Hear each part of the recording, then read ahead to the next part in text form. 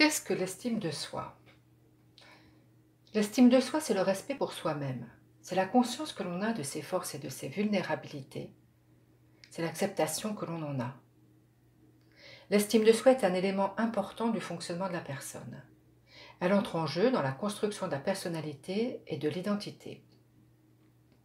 Elle a ses sources dès l'origine de la vie et se développe au cours de l'existence. Elle est régulièrement remaniée, elle peut se renforcer ou se dégrader. Qu'est-ce qui constitue l'estime de soi? Il y a d'abord l'amour de soi, qui est l'élément de base, le socle. Cet amour de soi est directement lié à l'investissement parental et aux nourritures affectives. Il explique nos possibilités de résistance à l'adversité et nos capacités de reconstruction après l'échec. S'aimer soi-même est le constituant le plus profond et le plus intime de l'estime de soi. Il n'est jamais facile de discerner chez une personne, au-delà de son masque social, le degré exact de l'amour qu'elle se porte. Un autre constituant de l'estime de soi, c'est la vision de soi. C'est le regard que l'on porte sur soi, son auto-évaluation, les qualités et les défauts, les potentialités ou les limites que l'on se reconnaît. Cette appréciation de soi est subjective, c'est ce que la personne pense d'elle-même. Par exemple, une personne complexée, dont l'estime de soi est souvent basse, étonne un entourage qui ne perçoit pas les défauts dont elle se croit atteinte. Cette vision de soi vient des projets formulés pour nous, par nos parents principalement, des paroles qu'on nous a dites, des expériences positives encouragées.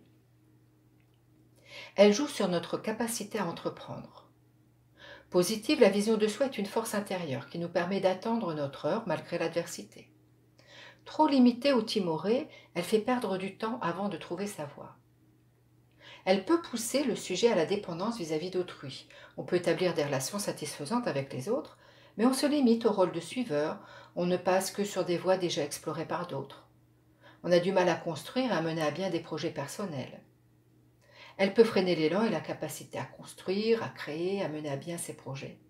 L'affirmation de soi est voilée.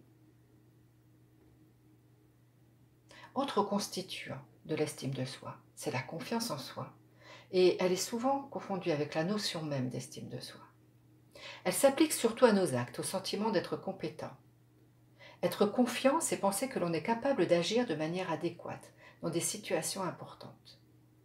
Son rôle est primordial dans la mesure où l'estime de soi a besoin d'actes pour se maintenir ou se développer. Des petits succès au quotidien sont nécessaires à notre équilibre psychologique. D'où vient la confiance en soi? Principalement du mode d'éducation qui nous a été prodigué, en famille ou à l'école. Les échecs sont-ils présentés à un enfant comme une conséquence possible, mais non catastrophique de ses actes? Est-il récompensé pour avoir essayé autant que pour avoir réussi? Comment lui apprend-on à tirer les leçons de ses difficultés, au lieu d'en conclure qu'il vaudra mieux ne pas agir? La confiance en soi se transmet par l'exemple, plus que par le discours. Encourager un enfant à accepter l'échec quand on ne procède pas soi-même ainsi ne sert pas à grand-chose. Ne pas redouter outre mesure l'inconnu ou l'adversité témoigne d'un bon niveau de confiance en soi. Une confiance en soi insuffisante ne constitue pas un handicap insurmontable, mais les personnes qui en souffrent sont souvent victimes d'inhibition, que l'on voit par exemple dans de petits actes quotidiens comme écrire une lettre. L'équilibre de l'estime de soi. Ces trois composantes de l'estime de soi entretiennent généralement des liens d'interdépendance. L'amour de soi, c'est-à-dire se respecter quoi qu'il advienne, écouter ses besoins et ses aspirations, facilite une vision positive de soi, croire en ses capacités, se projeter dans l'avenir, qui à son tour influence favorablement la confiance en soi, c'est-à-dire agir sans crainte excessive de l'échec et du jugement d'autrui. Il arrive que chez certaines personnes, ces ingrédients soient dissociés. Par exemple, une jeune femme a réussi un parcours exceptionnel parce qu'elle est soutenue par une vision très élevée d'elle-même. Mais au niveau sentimental, elle ne pense pas pouvoir susciter de l'amour. Autre exemple, un jeune homme a reçu une éducation parfaite, ses parents l'ont beaucoup protégé, aimé, choyé pour lui éviter de souffrir ou de se confronter tôt aux réalités. Il aura un amour de soi bien développé, mais aura des doutes permanents sur sa capacité à réussir.